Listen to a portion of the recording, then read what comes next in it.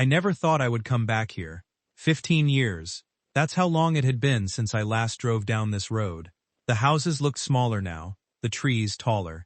My hands were tight on the steering wheel, and my heart was beating so hard I could feel it in my throat.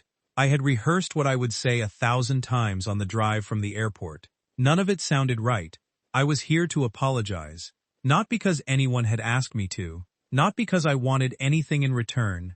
I was here because for 15 years, the same question had followed me everywhere I went. What if I had stayed? I pulled over 2 blocks from the house and turned off the engine. For a minute, I just sat there, staring at the dark street. The last time I was on this road, I was 20 years old and convinced I was doing the right thing by leaving. Now I was 35, and I wasn't sure I had done anything right since. I closed my eyes and let the memory come back.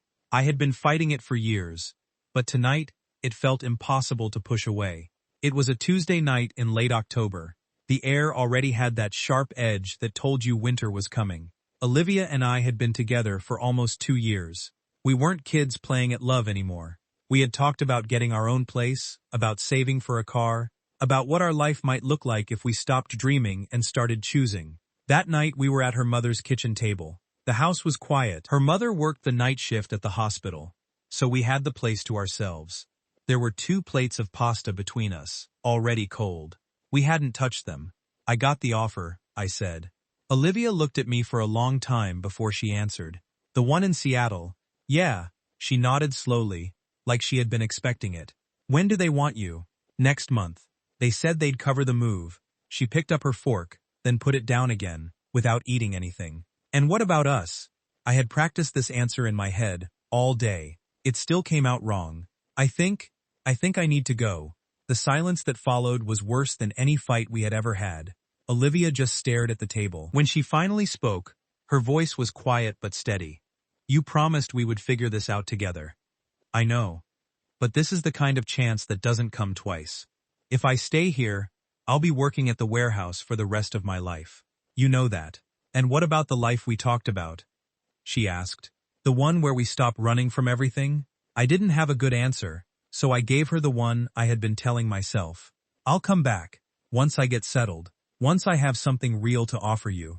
She looked at me then, and I saw something in her eyes I had never seen before. Not anger, not even sadness. It was disappointment. You always say you'll come back, she said, but you never do. I stood up. My chair scraped against the floor. I'm not running away. I'm trying to build something. No, she said. You're running because you're scared. And you're using Seattle as an excuse. We went back and forth for almost an hour. The same words, the same fears, circling each other like we had done 100 times before. At one point she asked me if I still loved her. I told her I did. She asked if love was enough. I didn't answer. Finally she stood up and walked to the door. She opened it and held it there. If you walk out right now, she said, don't come back. I stopped in the doorway. The cold air hit my face. I looked at her one last time. I'll be back for dinner tomorrow, I said. I promise. She didn't say anything. She just closed the door behind me. I never went back. I told myself I would call her once I got to Seattle. I told myself I would explain everything better when I wasn't angry. But days turned into weeks, and weeks turned into months. And every time I picked up the phone, I convinced myself it was already too late. Eventually, I stopped trying. 15 years later, I was still telling myself the same lie. I started the car again and drove the last 2 blocks. The house looked almost exactly the same. The porch light was on. There was a small garden in the front that hadn't been there before. A wind chime moved gently in the breeze. I parked across the street and turned off the engine. For a long time I didn't move. My mouth was dry. My hands were shaking. I had imagined this moment so many times, but none of those versions had prepared me for how small I felt sitting there. I got out of the car and walked slowly up the path. Every step felt heavier than the last. When I reached the porch, I stood there for almost a minute before I finally raised my hand and knocked. The sound seemed too loud in the quiet night. I heard footsteps inside. Then the porch light flicked on, even though it was already on. The door opened. Olivia stood in the doorway. She was older, of course. Her hair was shorter, and there were lines around her eyes that hadn't been there before, but it was still her. The same face I had seen every night in my mind for 15 years. She looked at me for a long moment. There was no shock in her expression. No anger. Just a quiet kind of recognition, like she had been expecting someone, and I had finally arrived. Then she spoke. "You're late for dinner." The words hit me harder than any slap could have. I opened my mouth, but nothing came out. She stepped aside and held the door open. "Come in, Ethan," she said. "It's cold out there." I stepped inside. The house smelled like garlic and rosemary. There was a table set for two in the dining room. 2 plates. 2 glasses. A bottle of wine that had already been opened. A single candle burned in the center. She had been waiting. I stood there in the middle of her living room, 15 years of words stuck in my throat. And for the first time in a very long time, I didn't know what to say. And Olivia closed the door behind me. "Sit down," she said softly. "Dinner's getting cold." I sat down at the table like she told me to. The chair felt familiar and strange at the same time. Same wooden seat I had sat in 100 times when we were young. The same faint scratch on the armrest from the night I dropped a knife. Olivia moved quietly in the kitchen. I could hear her opening a drawer, then the soft sound of plates being adjusted. She didn't ask me why I was there. She didn't ask me to leave. She just started warming the food like this was any other Tuesday night. I looked around the room while she worked. Nothing had really changed, but everything felt different. There were new curtains, a small painting on the wall that hadn't been there before. On the mantel above the fireplace, I saw 3 framed photos. One was of her mother. One was of Olivia, standing in front of a bookstore I didn't recognize. The third photo was turned slightly away from me. I couldn't see who was in it. My hands were resting on my lap. I didn't know what to do with them. 15 years is a long time to carry something. At first, I told myself I was too busy to think about it. I had a new city, a new job, new people around me every day. I worked 60 hours a week because when I stopped, the quiet got too loud. I got promoted twice in 4 years. I bought a condo with a view of the water. On paper, everything looked like I had made the right choice. But the nights were always the same. I would come home to an empty apartment and eat dinner standing up at the kitchen counter, because sitting at a table alone felt worse. Some nights I would pour a drink and tell myself I was celebrating something. Most nights I just sat on the couch and watched whatever was on until I couldn't keep my eyes open. I didn't have many friends. The ones I did have were mostly people from work, and we only talked about work. When they invited me out, I usually said no. I told myself I was tired. The truth was, I didn't know how to be around people who didn't too. The version of me that had left everything behind. I tried dating once. Her name was Rachel. She was smart and kind and laughed easily. We went out for 3 months. One night, she asked me why I never talked about my past. I told her there wasn't much to say. She looked at me for a long time and then said, "You have the saddest eyes I've ever seen." I didn't call her after that. I told myself I was doing her a favor. There were other women after her. None of them lasted more than a few weeks. I always found a reason to end it before it got too close. I told myself I was protecting them. The real reason was simpler. None of them were her. Olivia walked back into the dining room, carrying a pot of something that smelled like the pasta we used to make together. She set it down in the middle of the table and sat across from me. For a moment, neither of us spoke. The only sound was the clock on the wall and the soft ticking that used to drive me crazy when I was 20. I finally found my voice. "I didn't think you would still be here," I said. She poured wine into both glasses without looking at me. "Where else would I be? I don't know. Married? Moved away? Something?" She set the bottle down and looked at me then. Her eyes were calm, but there was something underneath them I couldn't read yet. "I thought about leaving," she said, "a few times, but every time I got close, I realized I was running for the same reason you did. And I didn't want to become you." The words landed hard. I deserved them. She picked up her glass and took a small sip. "Eat something, Ethan. You look like you haven't had a proper meal in years." I picked up my fork but didn't eat. My stomach was too tight. I had imagined this moment so many times, but in every version, I was the one doing the talking. I was the one explaining. I was the one asking for forgiveness. Sitting here now, with the food getting cold between us and 15 years of silence filling the room, I realized I had no idea how to begin. Olivia watched me for a moment, then reached across the table and moved the third framed photo so it faced me. It was a picture of her and a little girl, maybe 7 or 8 years old. The girl had Olivia's eyes and a small gap between her front teeth. They were both laughing. My chest tightened. "Her name is Lily," Olivia said quietly. "She's 8. I stared at the photo. My mind was moving too fast and too slow at the same time. "She's not yours," Olivia added. "If that's what you're thinking, I met someone a few years after you left. It didn't work out, but I got her, and I wouldn't trade her for anything." I nodded. I didn't trust myself to speak yet. Olivia put the photo back in its place, turned slightly away again. Then she looked at me across the table. "You came all this way," she said. "You might as well eat." I took a bite. It tasted exactly like I remembered.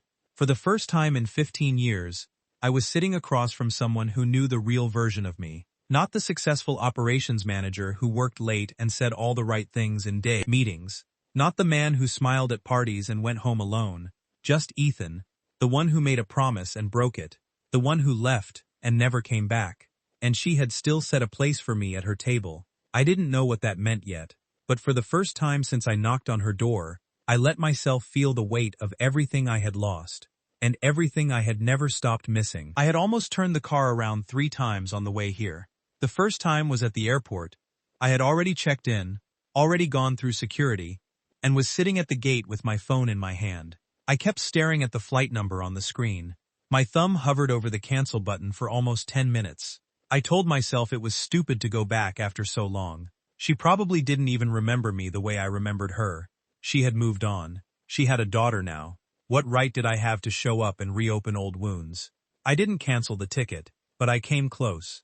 The second time was on the drive from the airport to this town. I had rented a car at the counter without thinking too much. But somewhere on the highway, when the exits started looking familiar, my chest got tight.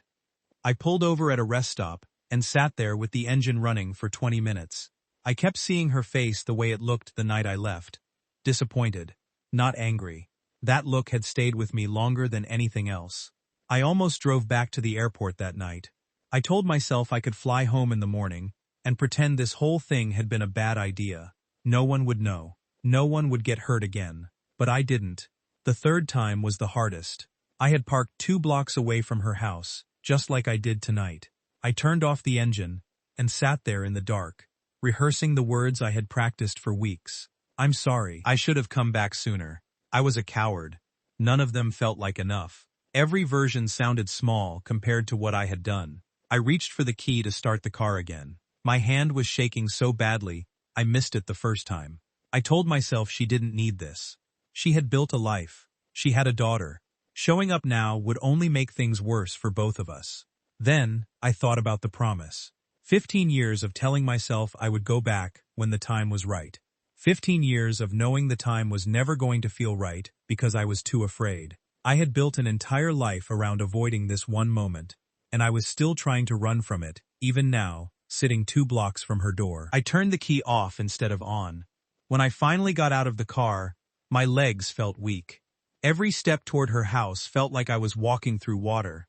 My heart was pounding so hard I could hear it in my ears. I kept thinking she would open the door, look at me for 2 seconds, and tell me to leave. Part of me almost hoped she would. It would have been easier than facing whatever was waiting on the other side. But she didn't. She opened the door and said I was late for dinner. Now I was sitting across from her, and the difficulty hadn't ended. It had only gotten worse. Because she wasn't angry. She wasn't cold. She had set a place for me, like she had been expecting me. And that made everything harder. If she had yelled at me or slammed the door in my face, I could have handled it. I had prepared for anger. I had prepared for rejection. I hadn't prepared for quiet kindness after 15 years of silence. Olivia picked up her fork and started eating slowly. She didn't push me to talk. She didn't ask why I had come. She just ate, like this was normal. Like having me at her table wasn't Twinings. Strangest thing that had happened to her in a decade and a half. I watched her for a moment. The way she moved was the same, but there was a calmness in her now that hadn't been there when we were 20. Life had changed her, and I had missed all of it. My throat felt tight.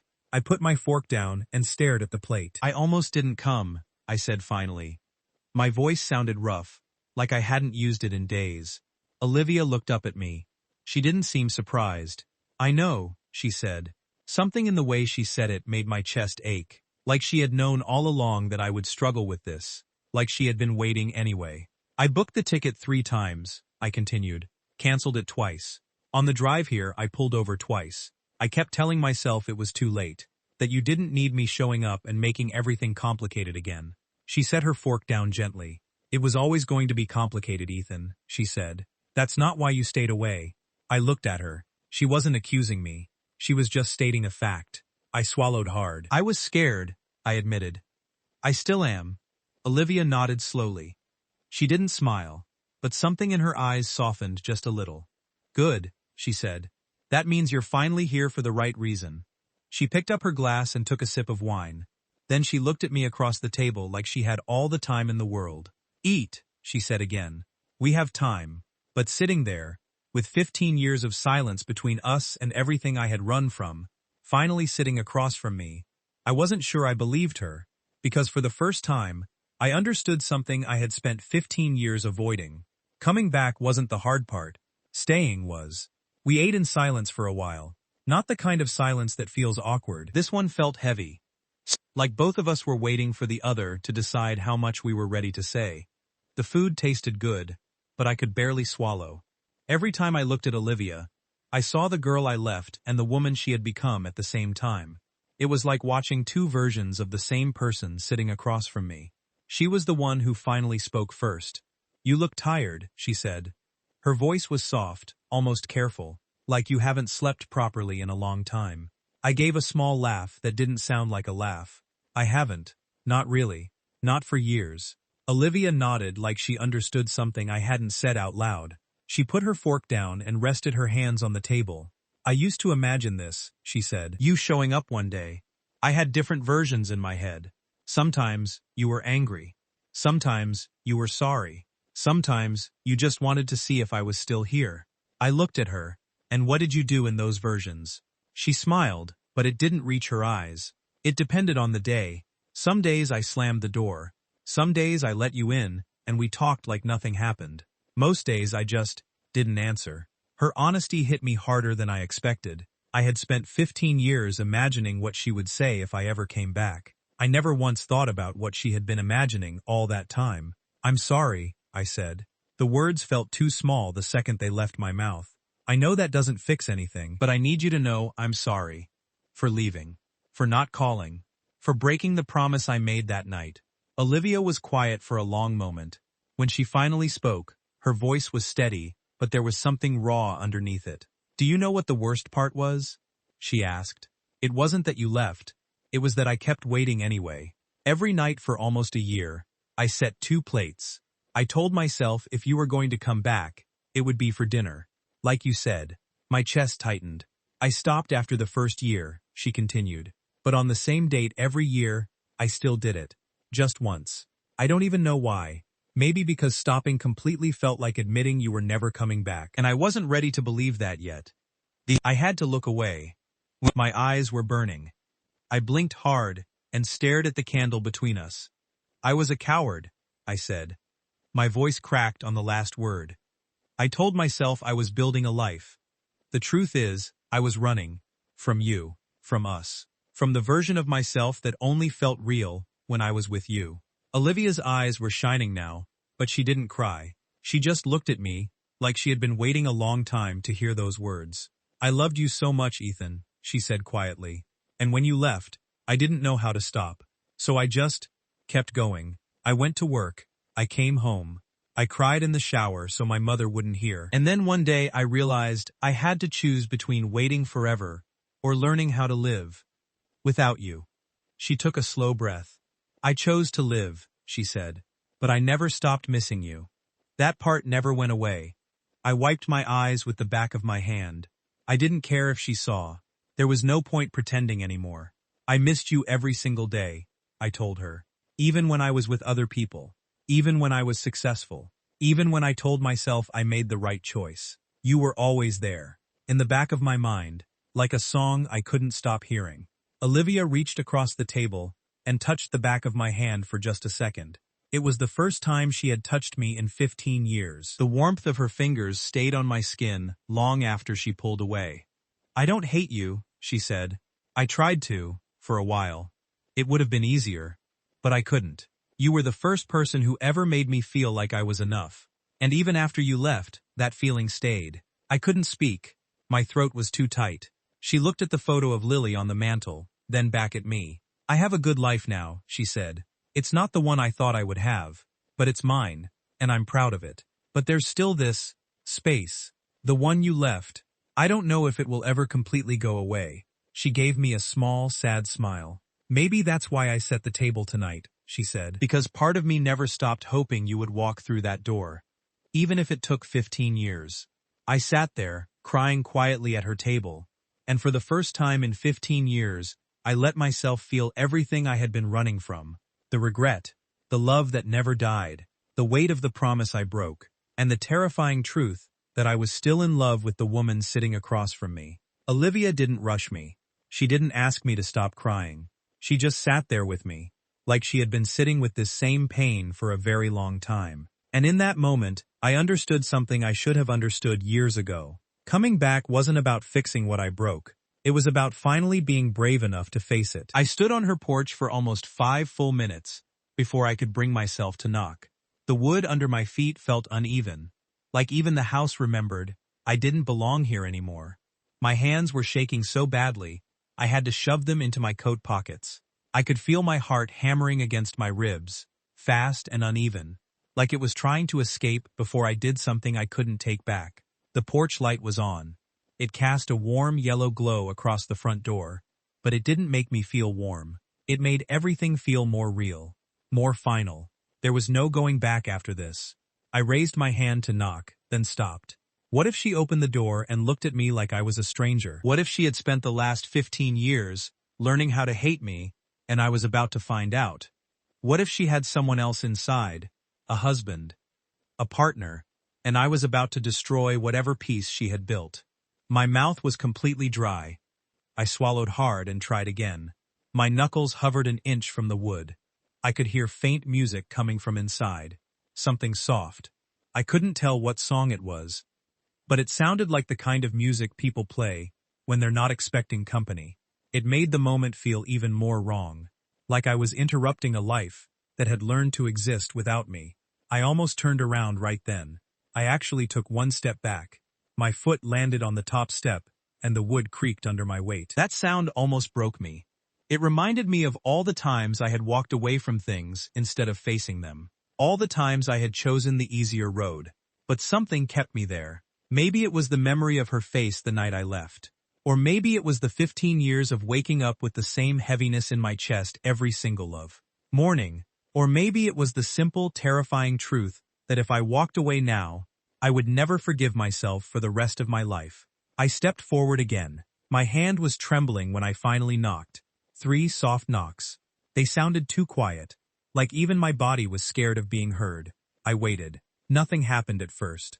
I thought maybe she hadn't heard. Or maybe she had looked through the peephole, seen it was me, and decided not to open the door.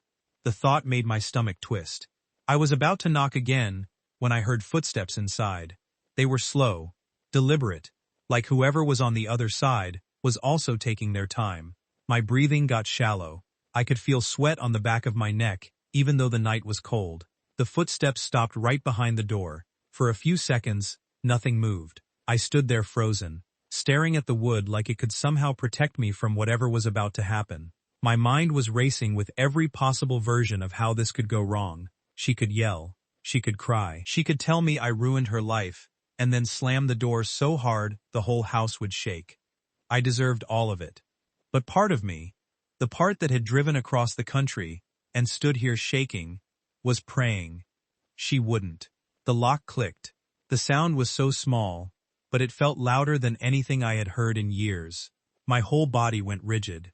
I straightened my shoulders without thinking, like I was trying to look like a man who had his life together, instead of someone who had been falling apart quietly for 15 years. The door opened slowly. At first I only saw the light from inside spilling out onto the porch. Then she was standing there. Olivia, 15 years older, 15 years more beautiful, in a way that had nothing to do with age, and everything to do with the life she had lived without me. She looked at me for a long moment. No shock on her face, no anger, just quiet recognition, like she had been expecting this moment for a very long time. And then she spoke. "You're late for dinner." The words hit me so hard I almost couldn't breathe. There was no accusation in her voice, just a simple statement of fact, like she had been keeping a plate warm for me every night for 15 years, and had finally stopped waiting for me to show up on time. I opened my mouth, but nothing came out. My eyes were burning. My legs felt weak. I had imagined 1,000 versions of this moment, and none of them had prepared me for how completely undone I would feel standing in front of her. She stepped aside and held the door open wider. "Come in, Ethan," she said softly. "It's cold out there." I stepped inside, and for the first time in 15 years, I stopped running. We sat at the table for a long time without saying much. The food had gone cold, but neither of us moved to clear the plates. The candle between us had burned lower, and the wax was dripping slowly down the side. Olivia kept looking at her hands, like she was deciding how much she was willing to say out loud after keeping it inside for so long. Finally, she spoke. "Every morning, for the first 3 years," she said quietly, "I woke up and checked my phone. I don't even know what I was hoping to see. A message, a missed call, anything that said you were thinking about me." Her voice was steady, but I could hear the old pain underneath it. "I stopped checking after a while," she continued, "but the habit never really went away. Even now, sometimes I wake up and my hand reaches for the phone before I remember there's no point." I felt like someone had punched me in the chest. She looked up at me. Her eyes were glassy, but she wasn't crying yet. "Do you know what hurt the most?" she asked.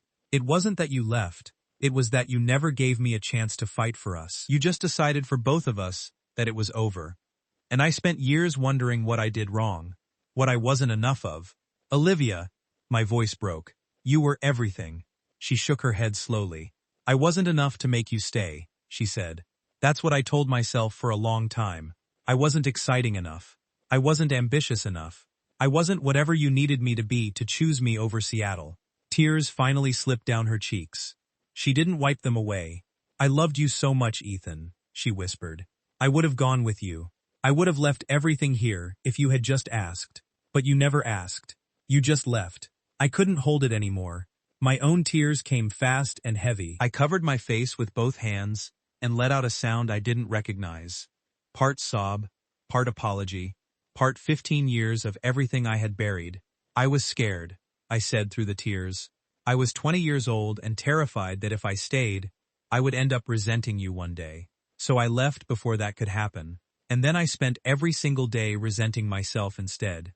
Olivia was crying openly now. Not loud, just quiet, steady tears that she had probably learned to cry in silence over the years. "Every year on the same date," she said, her voice shaking, "I set the table. 2 plates, 2 glasses.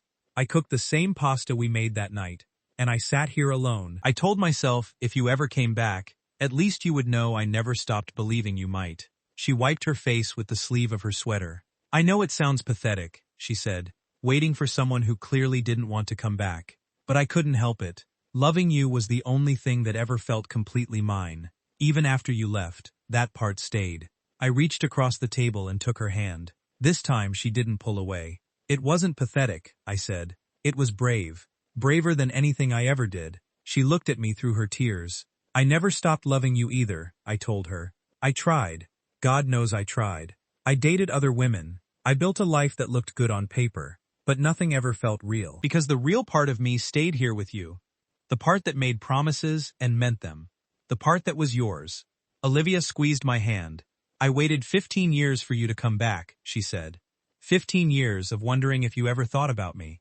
15 years of learning how to live with a hole in my chest that never quite closed." She took a shaky breath.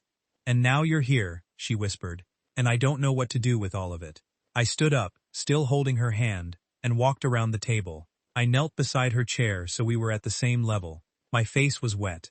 Hers was too. "I'm so sorry," I said again. "For every morning you woke up hoping. For every dinner you ate alone. For every year you carried this by yourself. I will spend the rest of my life trying to make up for it if you let me." Olivia looked at me for a long time. Then she reached out and touched my face, her thumb brushing away one of my tears. I don't need you to make up for 15 years, she said softly. I just need to know if you're finally ready to stay. I nodded, crying harder than I had in years.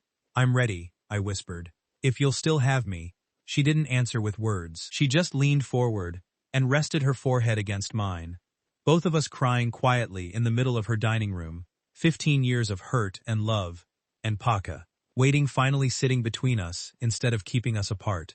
And in that moment, I understood something I should have known all along. The hardest part wasn't coming back. It was being worthy of the woman who never stopped waiting for me. We stayed like that for a long time, my forehead against hers, both of us crying without trying to hide it anymore. I had spent 15 years convincing myself that leaving was the brave thing to do, that staying would have made us both miserable eventually. Sitting here now, holding her hand, while she cried the tears she had probably hidden from everyone else for years, I finally understood how wrong I had been. The real cowardice wasn't in leaving. It was in never coming back. Olivia pulled away slowly and looked at me. Her eyes were red and swollen. She looked exhausted, in a way that had nothing to do with sleep. Do you know what the worst part of waiting was? She asked, her voice hoarse from crying. It wasn't the loneliness. It was the hope. Every single year, no matter how many times I told myself, you weren't coming, a small part of me still believed you might. And that hope hurt more than anything else. She let out a shaky breath. There were nights I hated you, she admitted, really hated you. For making me love you so much, that even after you left, I couldn't stop. For leaving me with all this love, and nowhere to put it. For turning me into someone who set an extra plate every year, like some sad, pathetic girl who couldn't move on. Her words cut straight through me. I'm so sorry, I whispered again. It was all I could say. Olivia shook her head. I don't want sorry anymore, Ethan. I wanted you. I wanted the life we talked about. I wanted to wake up next to you and fight about stupid things, and make up, and do it all over again. Instead, I got 15 years of silence, and a daughter who asks me sometimes why I never got married. She wiped her face with both hands. Lily knows about you, she said quietly. Not everything. Just that there was someone once who I loved very much. Someone who left and never came back. She asked me last year if I still think about you. I told her the truth. I said every day. I felt like I was breaking apart from the inside. I ruined everything, I said. The words came out broken.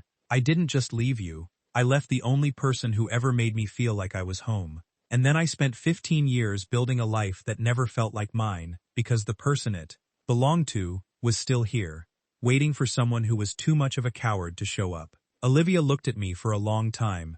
I waited because I loved you, she said. Not because I was weak. Because loving you was the truest thing I had ever felt. Even when it hurt.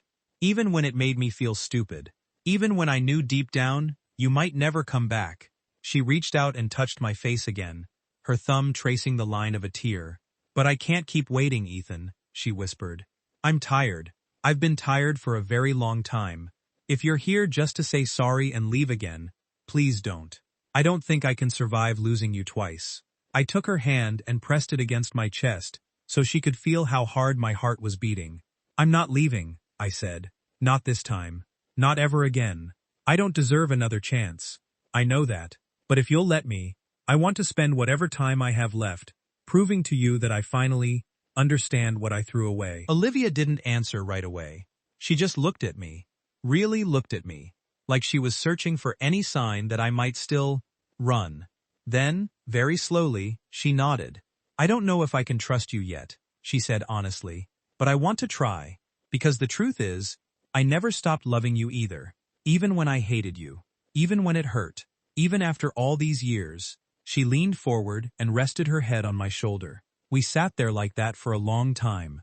Two broken people who had spent 15 years apart, finally holding each other in the same house where everything had ended.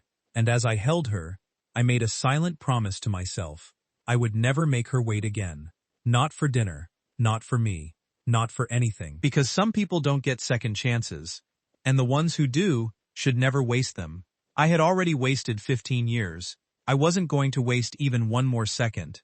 2 years later, I still sometimes wake up before the sun and lie there in the quiet, just listening to Olivia breathe beside me. It still feels unreal sometimes, waking up in this house, in this bed, with her next to me. For so long, this life existed only in the version of the future I had thrown away. Now it's mine, and I don't take a single morning for granted. I carefully slip out of bed so I don't wake her. Lily is already up. I can hear her moving around in the kitchen, probably making her usual mess while trying to pour cereal. I smile to myself as I pull on a hoodie and head downstairs. When I walk into the kitchen, Lily looks up from the counter and grins. "You're late," she says, pointing at the clock with her spoon. "Mom said you were supposed to make pancakes today." I laugh and ruffle her hair as I pass. "I'm working on it, kiddo." She's 8 going on 18, sharp, funny, and already too smart for her own good. She accepted me into their life slowly at first. Not because she didn't like me, but because she was protective of her mother in the way only a slashy, who has seen her parent hurt, can be. Over time, she started letting me in. Now she calls me Ethan most days. And sometimes, when she's tired or sick, she accidentally calls me Dad. I never correct her. I just hold her a little tighter. Olivia comes down a few minutes later, still in her robe, hair messy from sleep. She stops in the doorway and watches us for a moment. Me at the stove flipping pancakes. Lily, sitting at the table, swinging her legs, and talking non-stop about her science project. When I look up and catch her eye, she smiles. Not the careful, guarded smile she had when I first came back. This one is soft, easy, full of quiet happiness. She walks over and slips her arms around my waist from behind, resting her chin on my shoulder. "You're getting good at this," she murmurs. "At pancakes? At staying." I turn my head and kiss her temple. I had a lot of practice missing it. We eat breakfast together, like we do most mornings now. Lily tells us about school. Olivia tells me about a book she's reading. I listen and laugh, and feel something I spent 15 years believing I didn't deserve. Peace. Later, after Lily leaves for school, Olivia and I sit on the back porch with coffee. The same porch where I once stood shaking, too scared to knock. Now the wind chimes move gently above us, and Olivia's hand rests in mine, like it belongs there. She looks out at the small garden she's been growing, and says, almost to herself, "I used to sit here alone, and wonder if you would ever come back." I squeeze her hand gently. "I'm here now," I say, "and I'm not going anywhere." She turns to look at me. There's still some old hurt in her eyes sometimes. I don't think it will ever completely disappear. But there's also love, the kind that survived 15 years of silence and waiting, the kind that chose to try again even when it was terrified. "I know," she says softly. "I can feel it." That evening, like most evenings, I help her set the table. 3 plates now. One for Lily, one for Olivia, one for me. I place the last fork down and look at the empty chair that used to haunt me in my memories. It doesn't feel empty anymore. Olivia comes up beside me and rests her head on my shoulder. "You're not late tonight," she says with a small smile. I wrap my arm around her and pull her close. "Never again," I promise. And for the first time in my life, I know I'm going to keep it. Because some people wait 15 years for the person they love to come home. And when that person finally does, the only thing left to do is stay. Forever.